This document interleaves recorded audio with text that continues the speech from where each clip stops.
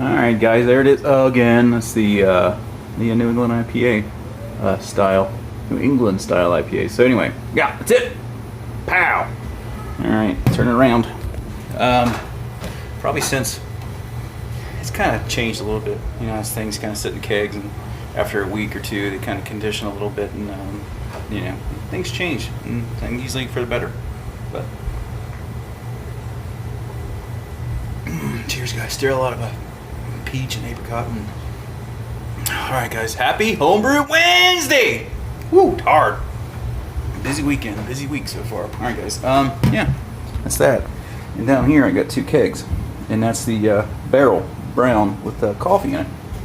So yeah, we'll sit down and we'll talk about a few things. Alright, so I got the barrel brown in 2 kegs.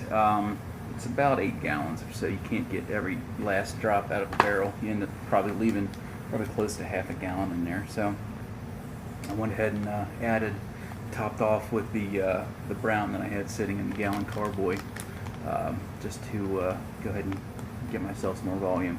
So anyway, and that's what this is. This is a taste. I've had coffee grounds in there, whole bean coffee, not grounds, but there's whole bean in there, and that's Colombian espresso roast.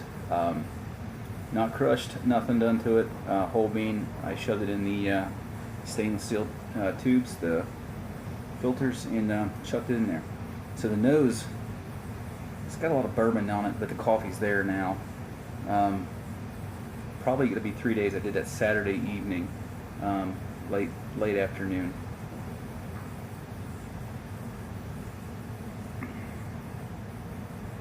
But the flavor's real slight coffee, but it's there. I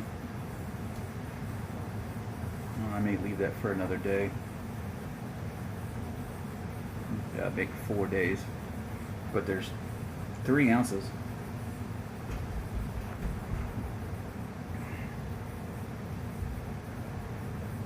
Three ounces of coffee in each keg, so it's got a lot of vanilla. It's pretty good. I like it. I think it's pretty good. It's got a lot of barrel in it, but it's mostly bourbon. Not a whole lot of oak. A lot of vanilla out of the bourbon. The coffee's in the nose. There's some coffee in the flavor, but not. It's real subtle. So maybe I might leave that in there for a 4th day. So that's that. But the thing is, I've got those. I cheaped out and didn't buy the lids with the little brackets welded to the bottom of the lid, so I could just attach a stainless steel chain to it. So I didn't do that. So I've got fishing line in that, and I can't get the fucking things to seal. Initially, I just pulled it up in between the O-ring and the lid, so it went up kind of between that seal, and it wouldn't seal. So then I took, let's see here, I don't really have anything to draw on, but anyway, you know, you've got the lip of the seal, and the lid comes up this way, right, and the O-ring basically sits in that angle where my finger is right there, right? So I wrapped that string around the lip underneath the O-ring, and I tried to seal it that way, and it's still not sealing. I know they seal. Those are brand new kegs. They were sealed when I got them. After I cleaned them, I sealed them, filled them with air so I could shake up the star sand and whatnot, sterilize them, sanitize them. Not sterilize, but sanitize, and everything's sealed in. So anyway, I'm not really worried about anything getting into it. It's a just under 8% beer. There's a CO2 blanket in there, so it's not going to suck air in. You know, CO2 is heavier than air, so it's obviously going to push it out. Keep it out, and there's a little bit. It holds a little bit of pressure, so it's still under positive pressure, pushing air out, keeping air out. So I'm not worried about it. So one thing, I think Josh Hoover, Man Bear Pig 1122334455, and Mike Dean had asked me about my homemade taps, which let me put this together, which is this dude here, right? And you got a little hole in there, blah blah blah.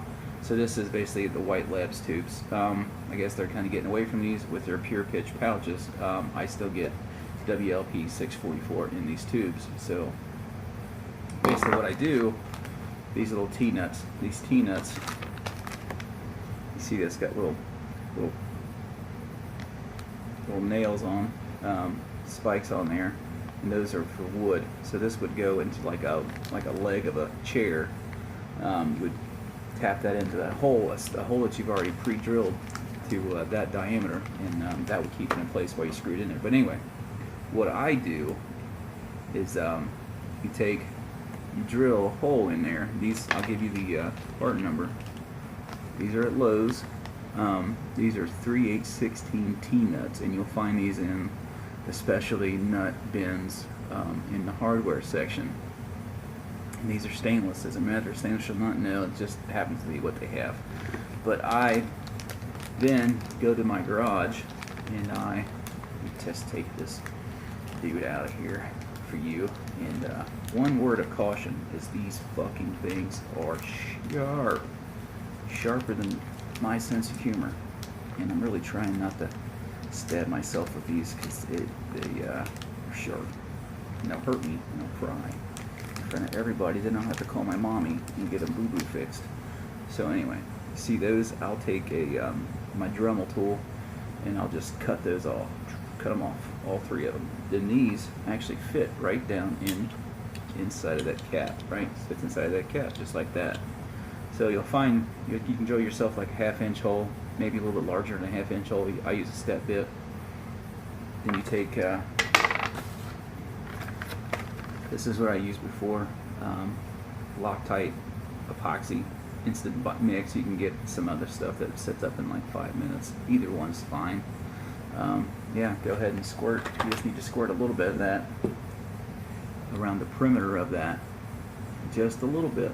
Then you could set that in there. Then walk away, and it'll be sealed. Everything's fine. Everything's good. So then you can just fill this with whatever you want. One thing you want to do: take like a piece of tape, like you would use at your office or whatever, and just put it over the hole here. Then you can fill that with grains, fill with hops, whatever you want it to do. Put the lid on, screw it right down on your tap handle on your faucet. Easy peasy, Japanese here. Simple stuff.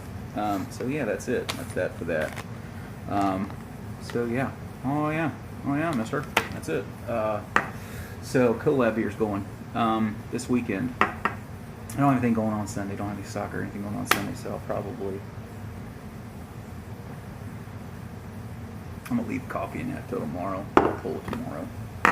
Then I'll pressurize the kegs because they should seal. They better seal. I'll pressurize the kegs and I'll probably force carb those. Then I'll probably bottle off the kegs and probably put them in some bombers, and I'll probably send either Josh Secor or Tyler Everson. Probably send you guys some of those so we can drink on them at NHC if we so choose. So yeah. So back to collab here. So talking with Andrew, he's already moved on to secondary with his. I'm gonna move mine to secondary this weekend. So should be pretty good stuff. At that point, I'm gonna let it sit probably for 2 weeks with my special ingredient. Then at that point, I'm probably going to let it sit in a carboy until, say, probably, let's see, to the end of May. Probably till the end of May. I got to have these shipped to Tyler by NHC time period. So at that point, I'll probably keg, force carb in the keg, after I dry hop the shit out of it. Then I'll keg it, dry hop it. Then, I may use one of those stainless steel tubes and go ahead and keg hop that. Maybe if it's for 3 or 4 days, whatever. I'll probably go ahead and do it. Oh, excuse me. I'll dry hop it in the carboy. Dry hop it in the carboy. Then I'll probably go ahead and keg hop it and not bottle condition, but keg condition that dude. Force carbonate it. Bottle it all up. Ship what I need to out. And savor the rest for me. So this beer should be pretty good. Pretty stinking good. Alright. Oh. Light, refreshing, really, for just under 7%. All right, guys, I think that's it. So I've got my barrel sitting back there. I've got about a handle and a half of really inexpensive bourbon in there. Once I dumped it, I went ahead and I rinsed it. I tried to get all the yeast that dropped out of the beer, all that stuff that had dropped out of the beer. I tried to rinse it, so I rinsed it with extremely hot tap water. My tap water gets hot enough to scald you, so it's probably up over 140 degrees or so. So yeah, I gotta watch that. Recently had some work done on my hot water heater, but typically I have it turned down so it doesn't get hot enough to scald you. But right now it will. So that's what I put in that. Swished it around, dumped it out. Again, repeat and rinse and repeat. You know. So then, once it started coming out clear, I went ahead and brought it down here, shoved it full of cheap bourbon, and swished it around after I beat the bung in, and that's it. So it's ready for something else. So I got to figure out what I'm gonna put in it, which I don't know. It's been a while since I've done a really big Russian Imperial or barley wine. I don't know. Maybe if it didn't have so much bourbon in it. Maybe if it was more oak. I think I would like to do a Brett oak barrel aged Brett IPA. But I don't know. That's got way too much bourbon in it right now. Bourbon flavor in the barrel. There's not really a whole lot of oak coming through it.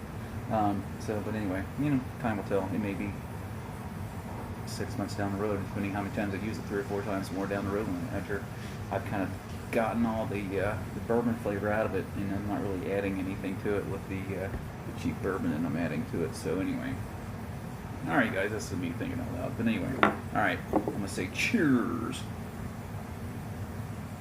Oh yeah, peace, guys. See ya.